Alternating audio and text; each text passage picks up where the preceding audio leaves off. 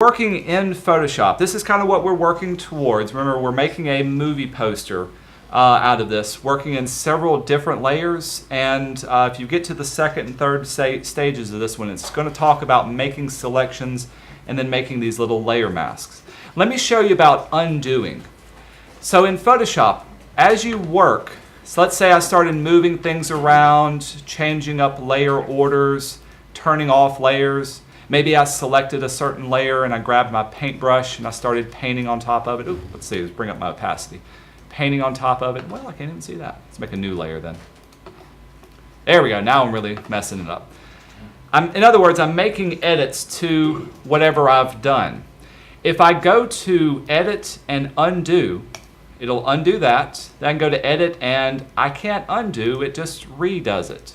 Even if I hit Command Z, all it's going to do is go back and forth, undoing and redoing the last thing that I did. If I want to go back even farther, I need to open up my history palette and see exactly what I've been doing. I don't see it opened up here, so I'll go to Window, down to History. And this is what our history palette looks like. What it's going to remember is everything that you've done with different tools from the point, usually the last 40 things that you've done. So it's not infinite, but in this case I haven't done 40 things, so it goes all the way back to the point where I've opened up my document. And you can see if I click on it, I can go back and forth in history and keep repeating it. And as I continue to do things, you can see every time I use my paintbrush, it adds on to it. Or if I grabbed another tool and I started moving things around, I can then back up my history this way. The other thing you can do, rather than go into Edit and Undo, step backwards is what you're doing to step backwards in your history. And for this one, this is Option Command Z. The option is right next to your Command button, so Option Command Z will step backwards in my history as well. If I want to go forward, that's Shift Command Z. So the little arrow means shift, and the little, it looks like an escalator to me, a little staircase thing, is the Option button. So Shift Command Z will go forward in my history palette. But remember, in Photoshop, it will not remember everything. It'll reach a limit, usually around 30 or 40 things to remember before you can undo it. This is why it's very important to save early and save often in your Photoshop documents that you work with. Okay, I'm going to dock this back over here. We won't need it too much today. I've made a mess out of this. Let's close this and not save what I'm working on.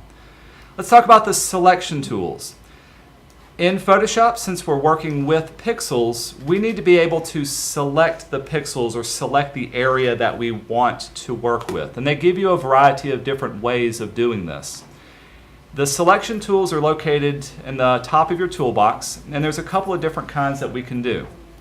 The first kind are your marquee tools. You've got your rectangular and circular marquees. You also have a row and a column. In all of my career, both as a student and as a professional, I've never used these two tools, or the selection of a row or column of pixels. It's just something that I've not found a use for, but I do use the rectangle marquee tools a lot. With this one, when you click and drag, you get your marquee, and of course that area is now selected. Here's what Photoshop is doing. It's saying it's only going to work or recognize the pixels inside of this area. I can click inside of it and move around my selection. If I click outside of it, it'll deselect and I can start again. If I need to make a copy of something, I can go to Edit and Copy. Let's say I just did the center portion of here. Edit and Copy. I can jump into my other document. I can paste it into here. Now, cute little dog. We'll look at him in a second. But it copies and pastes just that selected area. Here's the next thing to consider. If I've got that area selected and I chose, say, my paintbrush, watch what happens if I try to paint something outside of here. Click and drag and it's not working. It's only going to paint inside of or affect the pixels that are inside of my selected area by itself. So oftentimes a student will have an issue where they're trying to do something and it's not showing up or it's not working for what they're doing. One thing I look for is they may have like a small little area selected that they couldn't see. And so if they try to use their paintbrush and paint over this, hey, it's not working. Well, the reason why is because only those few pixels are selected. By the way, if you want to deselect an area, you go up to Select, and there's Deselect. Command D is the keyboard shortcut for that. Hey, what was the keyboard shortcut to deselect in Illustrator? Y'all remember? Shift Command A. Very good. Shift Command A in Illustrator deselects it. Command D for deselect is the Photoshop difference for that one. Here's the next thing to know about any of these selection tools. There's 4 different modes to work in. Right now, if you look at these 4 little icons, they represent each of the modes. I'm working in the first one, which is simply a new selection mode, which means every time I click and drag, it makes a new selection. But if I wanted to add on to my selection, let's say I didn't get all the different areas, I can choose the second one. This is the Add to Selection. Now when I click and drag, you see the little plus sign on my cursor? It will add on to whatever I have selected. And so I can do more from this. I can even click outside of the area and it'll do a compound selected area where there are 2 different types as well. The other ones, as the name would suggest, I can subtract away from a selection by clicking and dragging. Notice I got a minus sign that's there. And the final one, I don't use it often, but it does come in handy, is the Intersect with Selection. This one allows you to, when I click and drag, it'll only keep the area on the inside that's intersecting between the 2. So in this case, only that is kept from there. There are some keyboard shortcuts to be aware of. I'm going to go back to normal mode, new selection mode. If I click and drag, in Illustrator, if I wanted to add on to a selection, if I wanted to add and select multiple things, what keyboard shortcut do I hold down to add on to a selection? Do y'all remember? Option. Option? Ooh, not Option. Say it. I heard it. Shift. Shift. Very good. If I hold down the Shift key in Photoshop, I get my plus sign and I can easily add on to a selection from here as well. Now if I hold down my Option key, that gives me the minus sign, and I can actually deselect from an area. So very quickly I can add or subtract away from an area to add on to whatever I have. Works the same for my elliptical tool as well. Option will subtract away, Shift will add on to that. Command D to deselect. Okay, so those are the basic and easy ones. The next kind of selection tools are your lasso tools. And when you click and hold, you can see you've got a variety of different ones. The regular lasso tool lets you freeform draw. You can see when I click and drag, it'll follow around my cursor. The area that I want. Now I'll go quick here.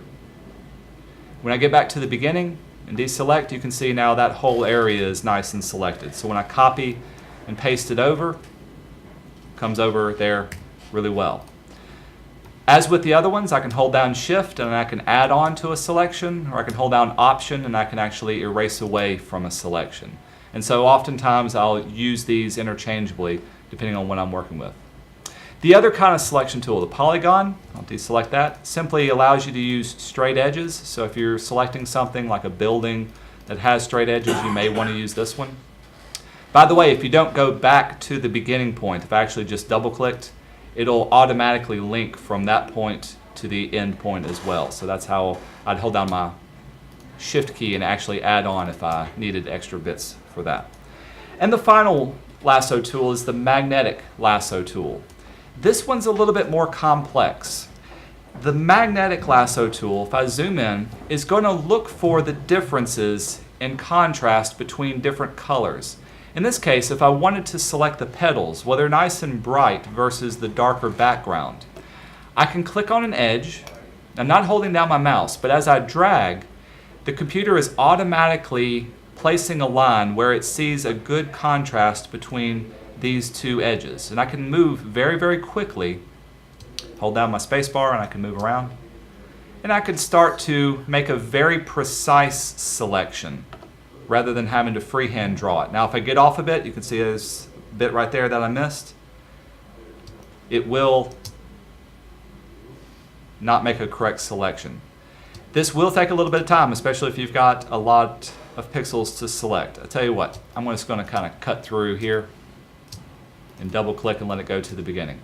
But now when I copy over, you can see I've got an almost perfect selection easily made. So the magnetic lasso tool comes in handy for doing that kind of thing. As long as you've got a good contrast, a lot of photographs, especially if you've got a white or a black background, tend to work out best from those. You can use these tools together. So if I started off, say, with a rectangle tool, I can swap over to my lasso tool, and I can cut out that selection by holding down Option and take away that area that I've worked with. So they do work together.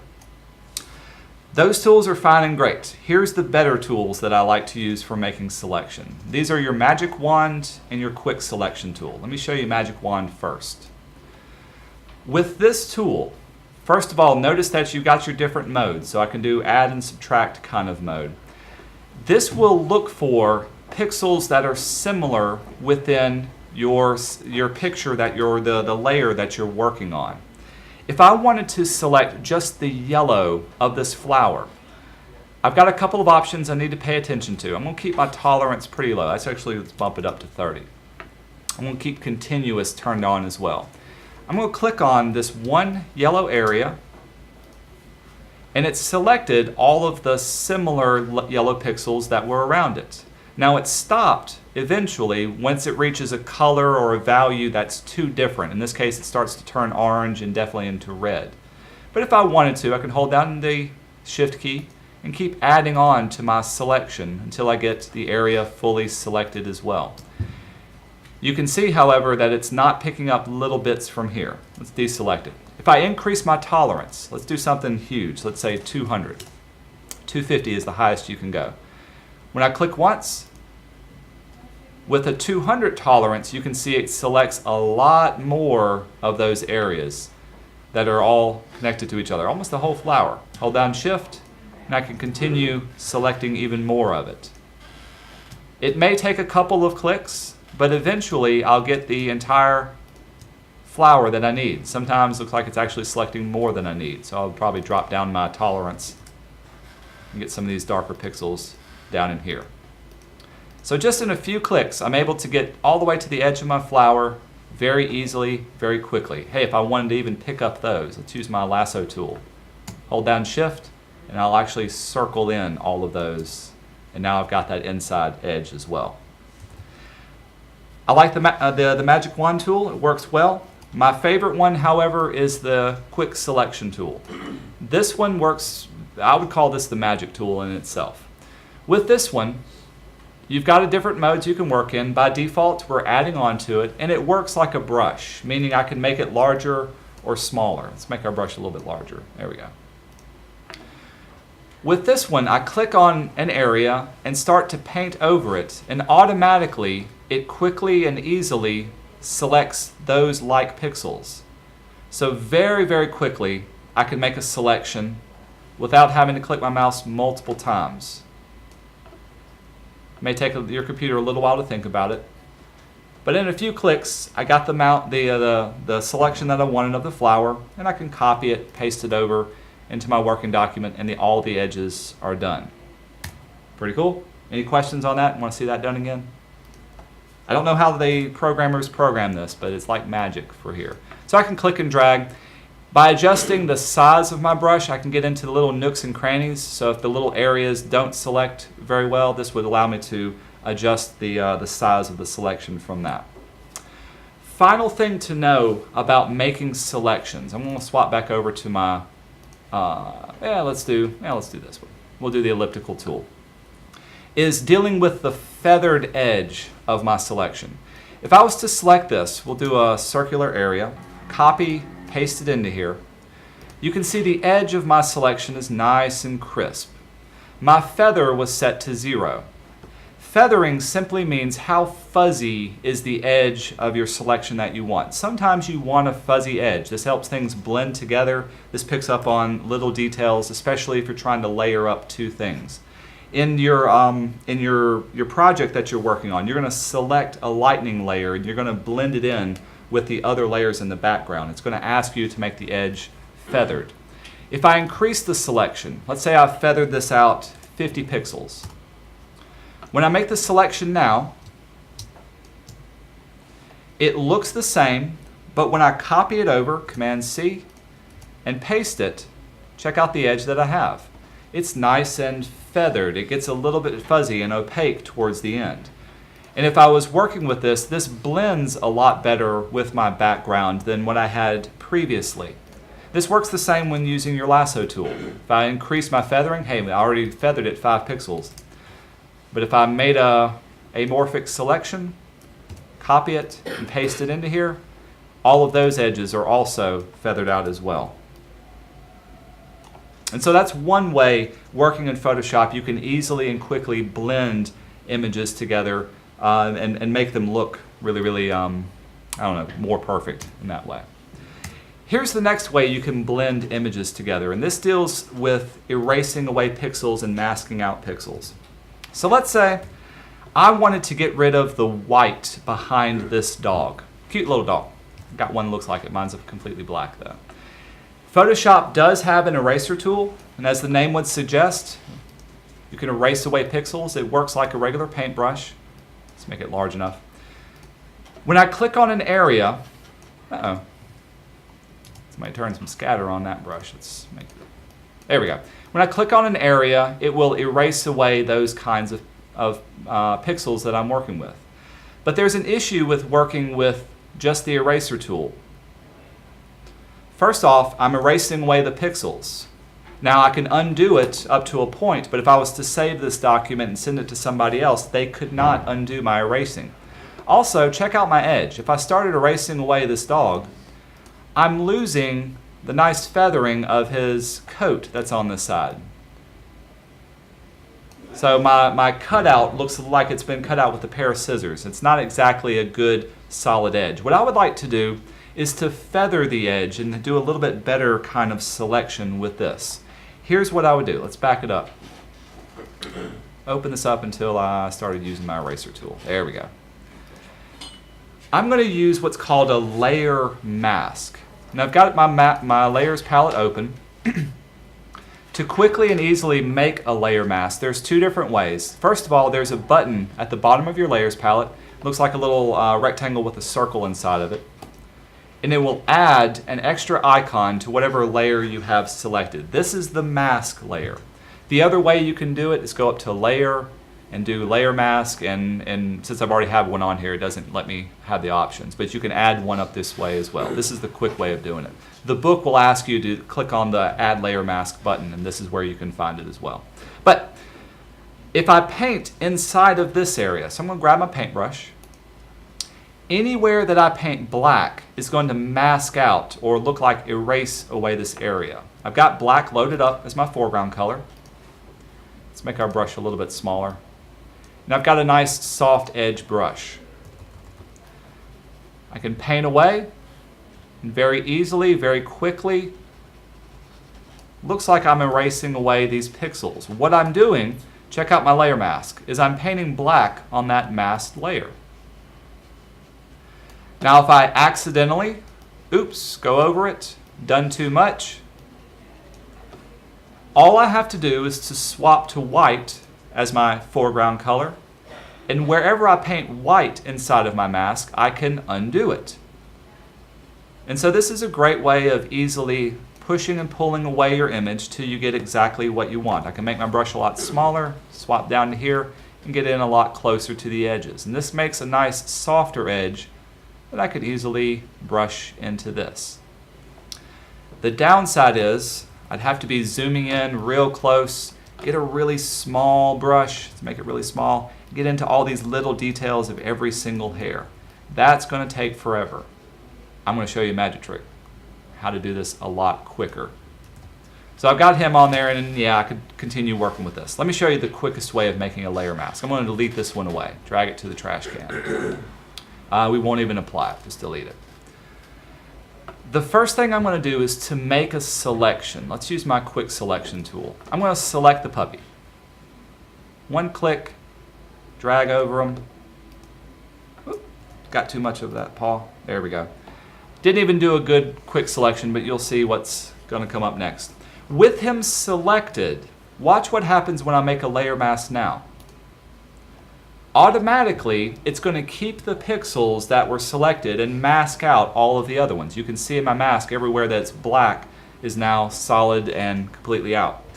The downside is I can no longer see the little edges, and I want to see the individual hairs that are on his head and on his coat. So I need to clean up the edges of it.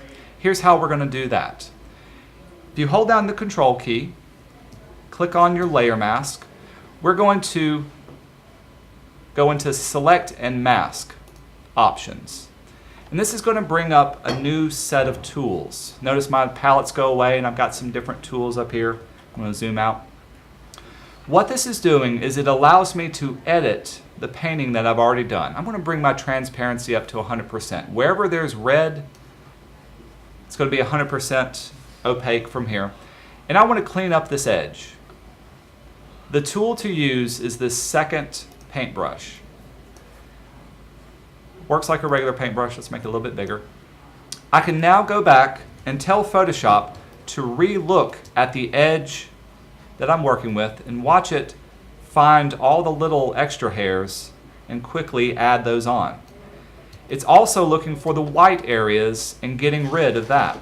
And so it's automatically masking in whatever I need. If I had to do this with a regular brush, I would never get this kind of detail. It would be very, very difficult to bring out all of that kind of detail. If you photograph somebody that has really frizzy hair and the hair is going all out and you want to be able to change up their background, you would do this kind of selection and then go over their hair frizz and take out the background as well. Hey, notice the little ones that I missed there. So the first selection that you make doesn't have to be perfect. Later on you go into your mask and refine your mask to get all the different areas as well. You can see down here I've even missed a few bits. If I zoom back out, we'll see the whole thing. That's a much better selection than what I had before. I can continue feathering it and changing it up, but we'll say okay. And so now I've got a perfect selection for the dog that I wanted. He's in his own layer. I can still move him around. I can scale him down that I want and place him exactly where I want him to go. And then I can add the rest of my design to that. When you work in Photoshop, this is what you're going to be creating to refine your selection, I believe, for the city as well. Just know that when you do your painting, make sure you've got 100% black selected, and you're also working in the layer mask and not directly on top of the picture itself. If I chose the picture, you can see it's selected, and I choose my paintbrush and started painting, swap over to like a green or something. It'll paint inside of there, but it's not going to mask out the area. I'm actually painting on top of the dog in this point.